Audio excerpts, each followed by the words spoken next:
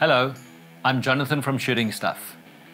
Today I want to show you why problems over here are sometimes caused over there. This is the indexer block. It's what makes the ring indexer turn and cause the shell plate to turn. If this is misadjusted, it can impact the position of the shell plate and complicate the seating of primers at station 2. Let's have a closer look. These holes in the indexer block are slightly slotted so that it's got a little bit of movement backwards and forwards. My default position for the indexer block is as close to the operator as possible, all the way to the front. If you move the indexer block to the back, you can see it induces a slight movement of the shell plate. Fully to the back results in a slight over-indexing of the shell plate, and that positions the primer incorrectly in the seating station. When I check the position of the indexer block, I find it easier without any primers in the station, just the seating punch as a visual guide. I always want to make sure that the shell plate indexes fully into the detent ball and puts it in the right position, and that when I push the handle away as if I'm seating a primer with nothing in the system, the handle can go a little further than if there was a primed case here. Then I don't want to see any over-indexing of the shell plate. In the fully forward position, there's no over-indexing.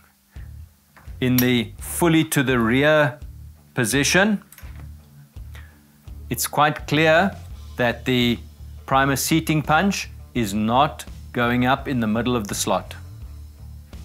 In an extreme case of over-indexing, it's possible for the primer seating punch to build up pressure on the compression spring, and as it releases and jumps forward, that sudden impulse onto the primer can result in a detonation of that primer, which in turn detonates the primers in the system and ultimately can cause an explosion and a detonation of the primers in the priming system. The operator is protected by the steel housing in the primers, but it's a rather unpleasant experience, often resulting in a change of clothing required. So always make sure that your indexer block is correctly positioned to index the shell plate, but not cause any over-indexing. The seating punch should come up nicely in the center of the opening of the shell plate so that your primers push properly into the case each time. Once you're happy with the position, snug up the screws. These should be fairly tight. Never over tighten screws going into aluminium. The aluminium of the frame in this case, but you want them secured so that this doesn't move.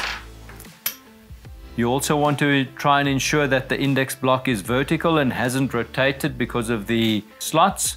Some of the later machines have a groove that the index block moves around, so it's difficult to cause the rotation. My very early machine still allows a bit of rotation.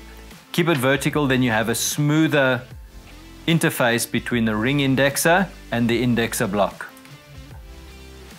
When you're well adjusted, everything works smoothly, just like Shooting Stuff, who's here giving you more time to shoot.